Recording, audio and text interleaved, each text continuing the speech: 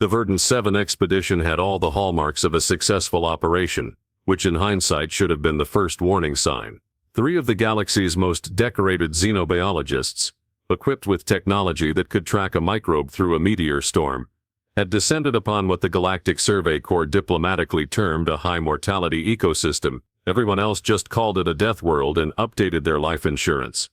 Like Seath, a Valerian with sensory stalks that could detect pheromones from 3 kilometers away, crouched beside what appeared to be a compressed section of moss. Her exoskeleton gleamed purple in the planet's dual sun arrangement, and her mandibles clicked in what her companions had learned to recognize as academic fascination mixed with profound confusion. "This makes no sense," she announced, which was Seath's favorite phrase and also the subtitle of her last 5 published papers.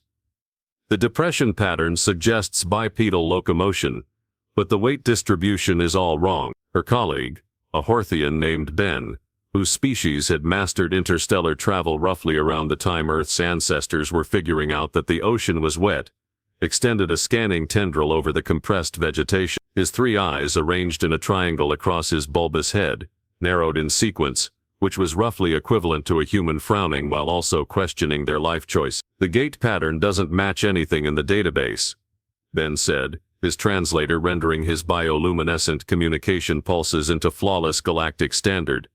"And I personally updated that database last cycle. I had to catalog 647 new species of murder lizard from the Kepleron cluster."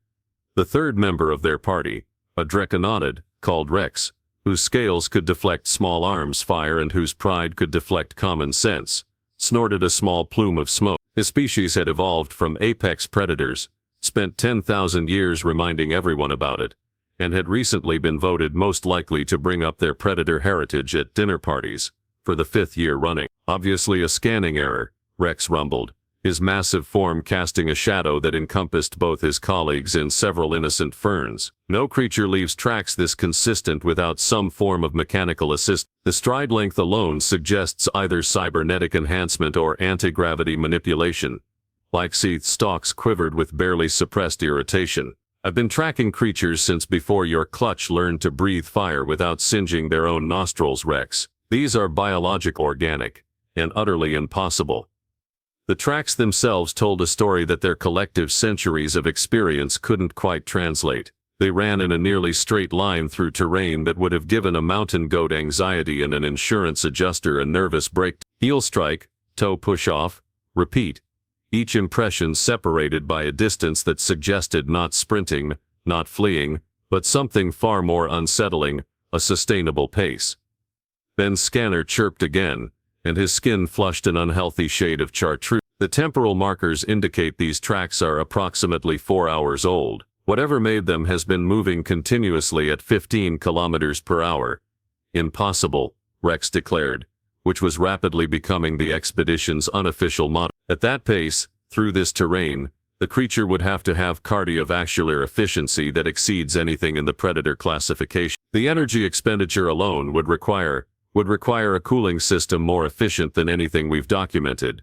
Like Seath finished, her stalks now fully extended in a display that indicated she was either deeply excited or about to molt from stress, probably both, and a skeletal structure optimized for sustained bipedal locomotion rather than burst speed or power strikes. They stood in silence for a moment, which in the Verdant 7 ecosystem was never actually silent, because something was always screaming dying or screaming while dying. A 6-legged predator that resembled what would happen if a bear and a scorpion had a deeply regrettable night together prowled past them at a respectful distance. It had learned early in the expedition that the aliens with the hovering equipment weren't worth the calorie. "There," Ben said, pointing a tendril northeast. "The tracks continue toward the Crimson Ridge system. Whatever this creature is, it's heading directly into apex predator territory." Rex's laugh came out as a series of explosive snorts. "Then it's already. The Ridge packs hunt in coordinated groups of 20. They've been known to take down armored survey vehicles." Like Seath was already activating her scanner suite, her academic curiosity overriding the part of her brain responsible for survival instincts and reasonable decision-making. "Then we'd better hurry if we want to document the remains before the scavengers arrive. I'm not filing another incomplete field report because something ate my evidence." The hunting party moved with the practiced efficiency of professionals who had tracked dangerous creatures across half the galaxy and lived to publish the peer-reviewed papers. Their equipment hummed with power sufficient to scan through solid rock, detect thermal signatures from orbit, and brew a decent cup of stimulant beverage, which Ben maintained was the most important feature. The tracks led them through a grove of crystalline trees that sang in frequencies designed to disorient predators, across a stream whose water contained enough dissolved minerals to classify as a liquid knife, and up an incline that made their anti-gravity assists work harder than a politician's fact-checkers. And the tracks never wavered, never showed signs of fatigue, hesitation, or the basic survival instinct to perhaps take a break and reconsider one's life choice. "This is wrong," Wixeth announced, her stalks drooping with exhaustion even though her exoskeleton's powered assists were doing most of the work. "We've been tracking for 2 hours. At our pace, with our equipment, we should have overtaken anything biological by now." Rex consulted his tactical display, which helpfully informed him that his quarry had somehow extended their lead. "The stride length is increasing. Whatever this is, it's accelerating." "Impossible," Ben said, falling back on the expedition's favorite word. "The energy debt alone would—" He stopped, his translator falling silent as his skin cycled through several colors that didn't have names in most languages, and were generally associated with existential dread. "What?" Wixeth demanded. "The tracks branch here," Ben said quietly. "Multiple times. This creature has been circling back on itself, creating false trails. It's been testing the terrain, learning the optimal routes." Rex's scales clattered in agitation. "You're suggesting this creature has been running reconnaissance? That implies tactical thinking combined with physical capabilities that exceed anything we've documented," Wixeth finished. Her stalks were now pointed in multiple directions, a sign of deep agitation. "Which means we're not tracking a simple predator. We're tracking something that combines persistence hunting capabilities with genuine intelligence." They stood at the branching trails, their equipment powered and ready, their collective pride as the galaxy's premier xenobiologists, slightly dented by the realization that they'd found something genuinely new, something that didn't fit into their carefully categorized understanding of how predation worked. "We continue," Rex announced, because his species had never met a bad decision they wouldn't commit to with absolute confidence. "We're equipped, experienced, and we have technology on our side. Whatever this creature is, it's flesh and bone. It can be found."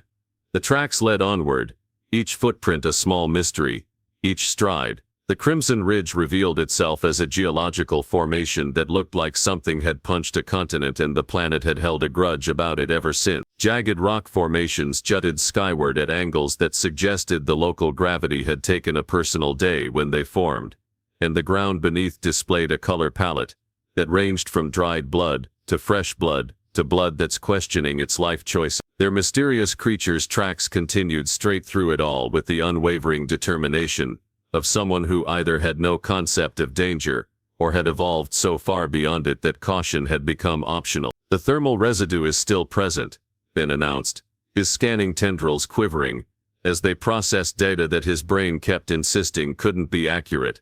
"Body heat dispersal patterns indicate active thermoregulation, but the mechanism is all wrong. No fur displacement, no scale shedding, no standard cooling vents, just evaporation." Wixeth had stopped clicking her mandibles, which her colleagues recognized as the sound of her moving past confusion into the territory where she'd either make a groundbreaking discovery or require psychological counseling, possibly both. "Evaporative cooling through liquid secretion," she muttered, consulting her scanner.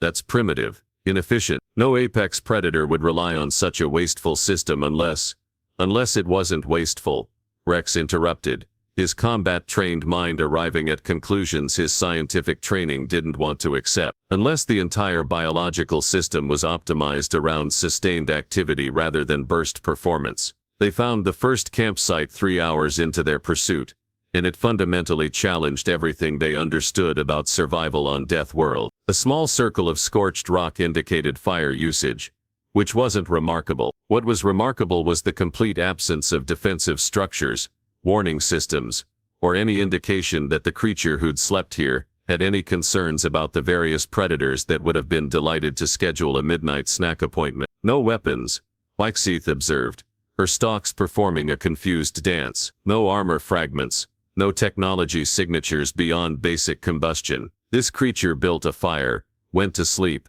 and apparently nothing tried to eat it. Then scanning revealed traces of organic matter that his database cross-referenced with growing alarm. The predators came. Multiple species, they investigated and then left. The pheromone trails suggest confusion rather than fear or deterrent. They didn't recognize it as prey, Rex said slowly, his martial instincts painting a picture his scientific training found deeply uncomfortable. They encountered something that registered as another predator, and decided the engagement wasn't worth the risk. The tracks continued, and the hunting party followed with increasingly sophisticated equipment and decreasingly sophisticated confidence. Their target had covered 70 kilometers since the initial discovery, through terrain that would qualify as an obstacle course in most military training programs, and a suicide attempt in any reasonable assessment, and the stride never faltered. "This is biologically impossible," Ixeth declared for what might have been the 20th time, though her colleagues had stopped counting around 15. The muscle tissue required for this kind of sustained output would compromise flexibility. The cardiovascular system would need redundancies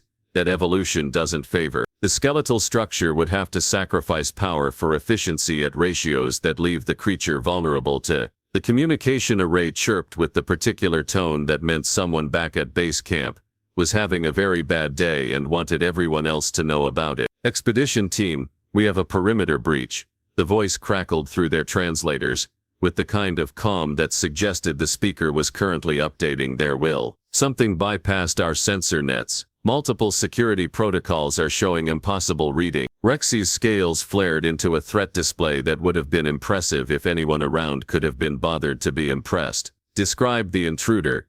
That's the problem. The security footage shows contradictions. Bipedal approximately 1.7 meters tall. No armor, no weapons, no technology signatures. It walked through our scan field like it was reading a technical manual, avoiding every sensor overlap." Ixeth's mandibles clicked with sudden realization. "Play back the last 4 hours of perimeter footage. Wide scan." The data transmission took precious seconds, which their base security officer filled with increasingly nervous breathing sounds. When the footage resolved on their portable displays, it painted a picture that professional hunters found deeply offensive. Their quarry hadn't been fleeing, it had been scouting. While they'd been following the tracks northeast, the creature had circled south, then west, then doubled back to investigate their base camp. The timestamps revealed something worse. It had done this while maintaining a pace that suggested cardiovascular capabilities that shouldn't exist outside of theoretical biology papers and experimental military enhancement programs. "It's been observing us," Ben said quietly, his skin cycling through colors associated with prey species, who just realized they'd made terrible life choices. "While we tracked it, it was learning our patterns, our technology, our capability." "No," Rex growled, his predator pride refusing to accept the narrative. "We're equipped with technology that can track quantum signatures through dimensional barriers. We have centuries of combined experience. We cannot be outmaneuvered by something that doesn't even have a proper cooling system."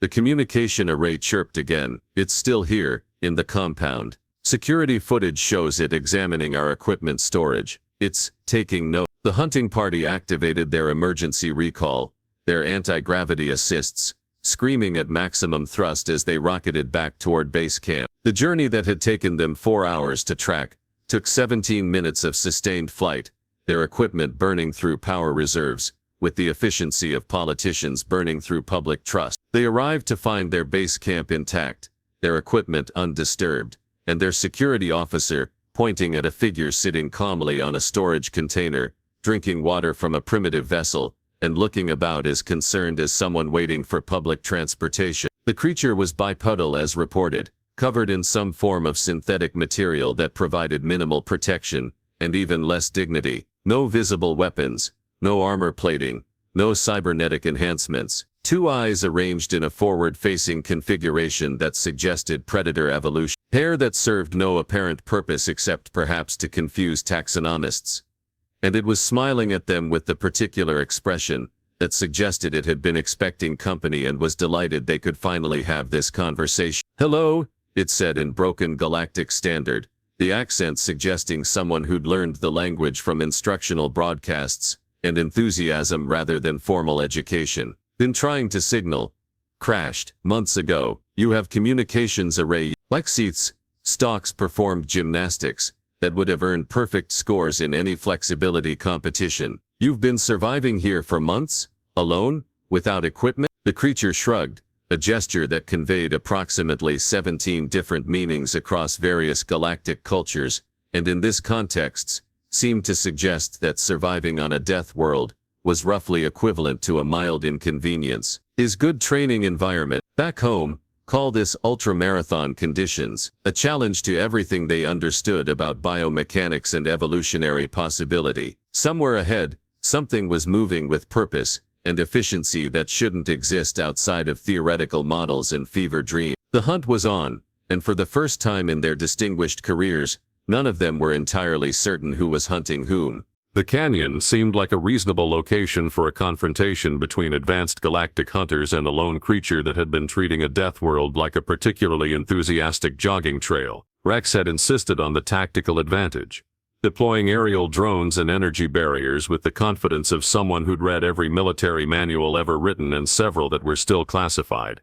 The creature stood in the center of the natural amphitheater, still holding that primitive water container, looking about as threatened as someone waiting for a delayed shuttle. She'd jogged there ahead of them, which should have been impossible given their flight speed, but apparently Impossible had filed for early retirement and left no forwarding address. You will cease movement and submit to standard xenobiological assessment, Rex announced through his translator, his scales arranged in what his species considered an authoritative display and what everyone else considered demonstrating insecurity through aggressive posturing. The creature tilted her head, processing the demand with the expression of someone trying to decide if they'd left the oven on back home. Assessment is fine, but then you help with rescue transmission. Yes. Have extraction coordinates. Just need signal boost. Ben extended his scanning tendrils, which immediately recoiled as if they'd touched something philosophically disturbing. This cannot be accurate. The readings suggest you're operating entirely on biological processes. No cybernetic enhancement, no genetic modification markers, no technological assistance of any kind. Is correct, she confirmed, taking another drink from her container with the casual attitude of someone discussing weather patterns rather than their impossible existence. Crash-landed during solo endurance expedition. Ship total loss. Survival pack, minimal. Have been managing. Like Sith's Stocks had given up trying to process the information through normal channels and had apparently decided to approach the problem from entirely new neurological angles. You've been managing on a planet where the ecological mortality rate exceeds 98% for introduced species. Without equipment. For months. Is not so different from home training, the creature said, and her smile suggested she either didn't understand the gravity of the situation or understood it perfectly and found it amusing. Longer distances, yes. More dangerous fauna, yes. But principles same. Pace yourself. Stay hydrated. Keep moving. Keep moving, Rex repeated, his translator somehow managing to convey the exact tone of someone whose entire worldview was being dismantled by simple declarative sentences. You've been running. Continuously. For months. Not continuously, she corrected with the patience of someone explaining basic concepts to particularly slow students. Stop for sleep. Stop for food procurement. Stop for water. But yes, mostly running is what humans do. The word humans pinged against their linguistic databases with the enthusiasm of search algorithms that had finally found something to justify their existence. Results filtered back through their translators, painting a picture of a species that had somehow achieved space travel despite being, from any reasonable biological standpoint, poorly designed for survival on even moderately hospitable worlds. Your species evolved as pursuit predators, Ben said slowly, his skin cycling through colors associated with academic papers that would require peer review from psychiatrists. You lack natural weapons. No claws, no venom, no bioelectric capabilities. Your hide is essentially unarmored. You possess no environmental adaptations for extreme temperatures. Is accurate assessment, she agreed cheerfully. We are, as you say, squishy, but we are very good at running and sweating. Sweating is extremely efficient cooling mechanism. you understand. Like Sith's mandibles had stopped clicking entirely, which her colleagues recognized as the sound of her moving into the territory where fundamental assumptions about evolutionary biology were being beaten to death with their own textbooks. Sweating. You cool your body by secreting liquid and allowing evaporation to manage heat dispersal. Yes, you understand. The creature's enthusiasm suggested she was delighted to finally discuss her species' apparent superpower with other academics. Bipedal locomotion is very efficient for distance. Upright posture allows better heat dispersal from core and sweat glands, approximately 2 to 4 million of them, provide cooling that allows sustained exertion in conditions that would cause most species to experience thermal shutdown. She paused, bouncing slightly on her feet in a movement that their combat analysis systems flagged as preparing for explosive movement, and their xenobiology databases flagged as why is she doing this? She should be exhausted. Have been running approximately 40 to 60 kilometers per day since crash, she continued, still bouncing with the energy of someone who'd just woken from a refreshing nap, rather than someone who'd been treating a death world as a training facility. Some days more when terrain is favorable, body adapts, becomes more efficient, is called training effect. Rex's tactical mind was currently wrestling with his predator pride in a match that was looking increasingly one-sided. You're telling us that your species, without any technological enhancement, can simply decide to run for extended periods, and your biology accommodates this through adaptation. Is not decision really, she said, finally stopping her bouncing to take another drink, is what we evolved to do. Ancient humans would track prey for days, run until prey experiences heat exhaustion, then make kill. Very effective strategy when you lack claws or fangs or armor plating. Days, like Sith repeated faintly. Your species can run for days.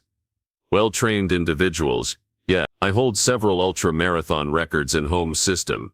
300-kilometer desert crossing, 5-day mountain traverse, 100-hour continuous movement challenge. She said this with the same tone someone might use to discuss their moderately interesting stamp collection, rather than achievements that violated several known laws of thermodynamics, and possibly a few of physics just for spite. Ben's scanning tendrils were now performing detailed analysis of her locomotor system, and his database was returning results with increasing amounts of what could only be described as biological profanity. The skeletal structure is optimized for shock absorption. The leg joints incorporate spring mechanisms. The foot architecture provides both stability and energy return. This is specialization on a level that suggests millions of years of evolutionary pressure, approximately 6 million years since bipedal adaptation, she confirmed helpfully. Gave up strength and speed for endurance and efficiency. Good trade means we can chase anything until it stops running. Then we catch it.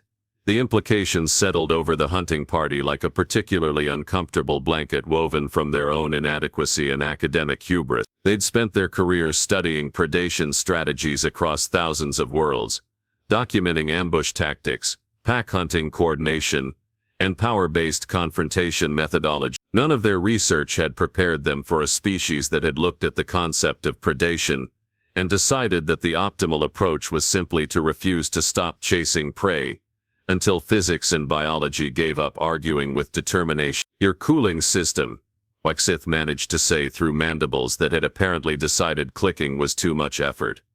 It functions in these conditions. 40-degree temperatures, 70% humidity, direct exposure to dual sun radiation. Is warm, the creature admitted, but manageable. Have experienced worse in home training. Sahara Desert protocols, Badwater crossing simulations, Australian outback endurance trials. This planet is challenging. Yes, but not beyond human operational parameters. Rex's scales had arranged themselves into a pattern that his species' psychology would recognize as existential crisis in progress, and the predators, the canyon bears, the ridgepacks, the crystalline serpents, they simply allowed you to exist in their territory. Her smile widened into something that explained why her species had arranged their eyes for forward-facing predator vision. They tried to challenge. At first, but persistence hunting works both ways. Any creature that pursued me, I would simply outlast, run until they stopped, then keep running. After several encounters, Local fauna learned that engaging human was poor caloric investment. I am not worth the energy expenditure. She paused, taking another drink while her audience processed the fact that she'd trained an entire ecosystem's worth of apex predators to leave her alone through nothing more sophisticated than being too annoying to hunt efficiently. So I ask again, she said, her tone pleasant, but carrying an undertone that suggested she'd been very patient. But patience had limitations. You have communications array. I have extraction coordinates. Can arrange rescue transmission now, yes? Would like to return home. Have marathon season starting soon. Would hate to miss registration deadlines.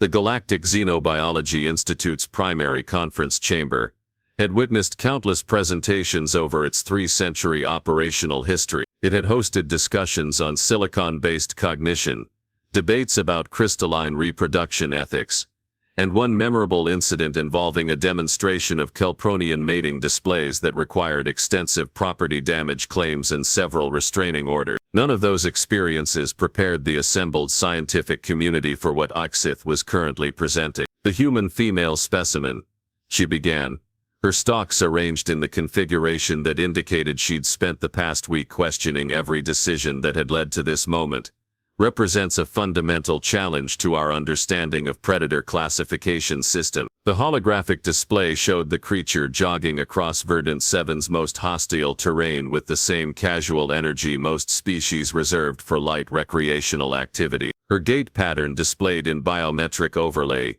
each footfall analyzed down to microsecond intervals and energy dispersal coefficient. The locomotion pattern is unique among documented sapient species. Ben added, his skin currently cycling through academic presentation colors that roughly translated to please hold questions until we've finished destroying your understanding of evolutionary biology. Heel strike initiation, midfoot load transfer, toe-off propulsion. The entire sequence is optimized for energy return and shock absorption rather than power generation or burst speed. A Kelpronian physiologist in the third row raised a crystalline appendix. But surely such a system sacrifices combat effectiveness. How does the species defend against predation? They don't, Rex answered, his scales still arranged in patterns suggesting he was working through species-wide trauma. They don't defend. They simply outlast. Any predator that attempts to engage discovers that humans can maintain pursuit or flight for durations that exceed the attacker's viable energy investment. The holographic display shifted to thermal imaging, showing the human's body temperature regulation during extended activity. Her skin displayed distinctive patterns where liquid evaporated continuously, managing heat dispersal with efficiency that made their advanced cooling systems look like expensive paperweights. The integumentary system contains between 2 and 4 million endocrine glands. Oxith continued, pulling up microscopic footage that several audience members would later describe as disturbingly moist. These glands secrete a hypotonic solution primarily composed of water, sodium, and other electrolytes. Evaporation of this solution provides cooling capacity sufficient to maintain core temperature stability during sustained exertion, in conditions that would incapacitate most species. They sweat, someone in the back row said flatly. Their primary cooling mechanism is controlled leaking. Efficient controlled leaking, then corrected with the defensiveness of someone whose field notes had been questioned by reality itself. The system allows humans to maintain activity in thermal conditions that would force most predators into dormancy. Combined with bipedal efficiency and cardiovactations, this creates an organism capable of pursuing prey across distances and durations that exceed anything we've previously documented. The display shifted again, this time showing comparative analysis. Human endurance metrics appeared alongside the galaxy's documented apex predators, and the numbers painted a picture that made several audience members check their translators for malfunction. A trained human can maintain aerobic activity for hours, Oxith said, her voice carrying the tone of someone reporting facts they'd personally verified and still didn't quite believe. Extended duration specialists can sustain movement for days with minimal rest interval. The longest documented human endurance event involved continuous movement for over 11 days. The conference chamber fell into the particular silence that happened when several hundred scientists simultaneously questioned their career choices. But what about technology? A Horthian researcher asked desperately. Surely their civilization compensates for biological limitations through advanced enhancement. That's the concerning part, Rex said, pulling up footage of the human in their base camp. This specimen survived for months on Verdant 7, with equipment loss totaling 97%, no armor beyond primitive fabric, no weapons beyond basic tools, no communication capacity beyond line of sight, and she treated the experience as training preparation for competitive events. The hologram showed her examination of their equipment, her movements displaying the casual curiosity of someone window shopping, rather than someone stranded on a planet that killed most survey teams within 72 hours. She refers to this as ultramarathon conditions, then added, his skin now displaying colors associated with information that required follow-up therapy sessions. Apparently humans voluntarily subject themselves to extended endurance challenges for recreation. They have organized events where participants run distances exceeding 100 kilometers through hostile terrain, for enjoyment. A Valerian biochemist stalks drooped in disbelief. They torture themselves voluntarily. This is their idea of entertainment. It's their idea of sport, Oxith corrected. Their homeworld hosts thousands of these events annually. Desert crossings, mountain traverses, jungle expeditions. They seek out the most challenging environments available and then run through them, while tracking their performance metric. The display shifted to show Earth's geographical diversity, highlighting various extreme environments that humans had apparently looked at and decided would make excellent locations for recreational suffering. Death Valley's heat, Himalayan altitude, Saharan aridity, Antarctic cold. Each environment had associated human endurance events, complete with participation statistics that suggested either remarkable species-wide determination or concerning psychological patterns. The specimen we encountered holds multiple records in her regional competition circuit, Rex said, pulling up her athletic profile with the expression of someone reading their own obituary. She was attempting a solo endurance transit when her vessel experienced catastrophic failure. Her response to finding herself stranded on a death world was to maintain her training schedule. She incorporated local predators into her interval training, then added, because apparently the presentation hadn't sufficiently traumatized the audience yet, used pursuit encounters as speed work, treated terrain navigation as technical skill development, maintained detailed logs of her performance metrics using primitive writing implements. The holographic display showed pages from her journal, filled with notes about distance covered, terrain difficulty ratings, and observations about local fauna behavior. One entry cheerfully noted that the Ridgepack ambush predators provided excellent motivation for tempo run. The Galactic Standard Database has been updated, Oxith announced, pulling up the new taxonomic entry. Humans are now classified as cryptic apex persistence predators. Threat assessment has been elevated to Category 7. Species that should not be able to do what they demonstrably can do. The entry displayed in holographic detail, complete with warnings that would have been humorous if they weren't based on documented evidence. Caution: human locomotion patterns may appear inefficient during short-term observation. Extended monitoring reveals unprecedented endurance capability. Do not attempt to flee from humans over extended distances. Do not assume human has reached exhaustion until independently verified. Do not engage in pursuit scenarios with humans unless equipped for multi-day operations. What about combat application? Someone asked, because apparently everyone had decided they needed new recurring nightmares. If humans can maintain pursuit indefinitely, their military capabilities are terrifying, Rex interrupted, his martial training having already explored that particular horror. A human infantry unit can march for days carrying equipment loads that would incapacitate most species. Their military history is filled with campaigns decided by which side could simply keep moving longer.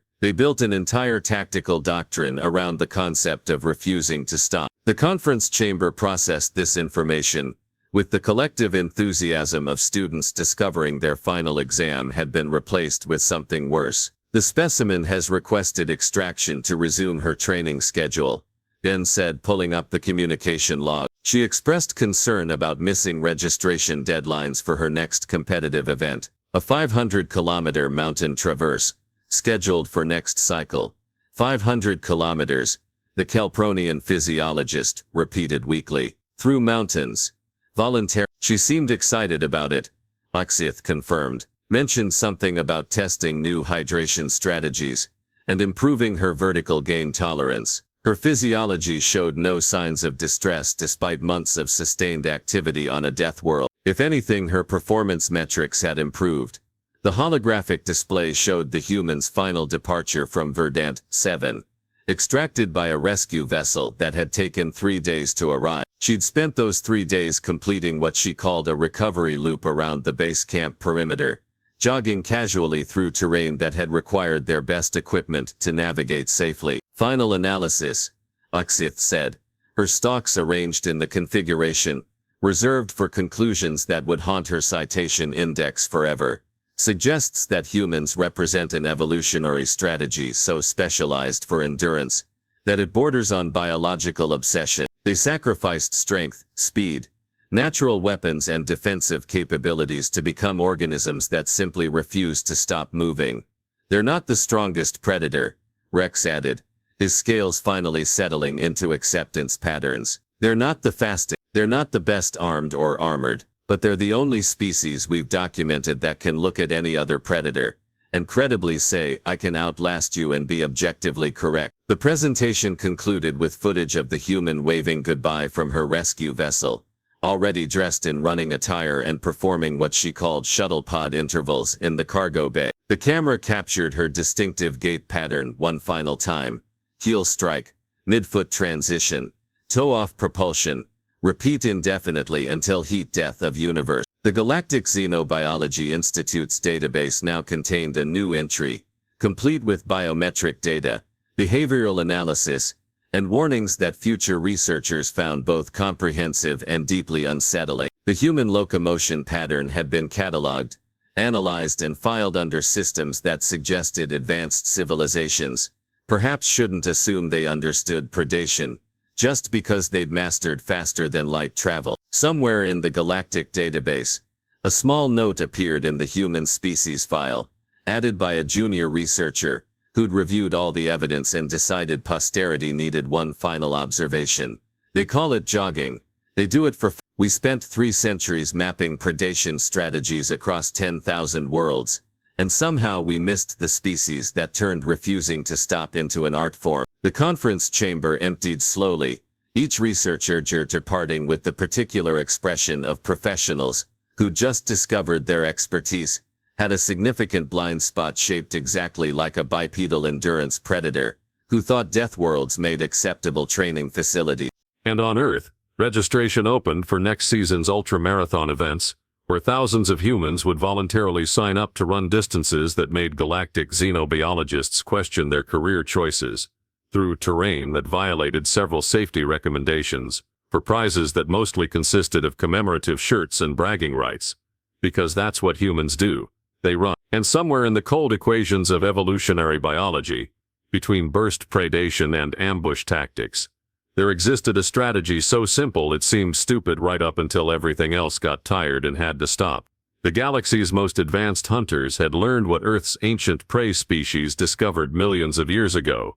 You can't escape something that simply won't stop chasing you. And now the galaxy had to update its databases accordingly.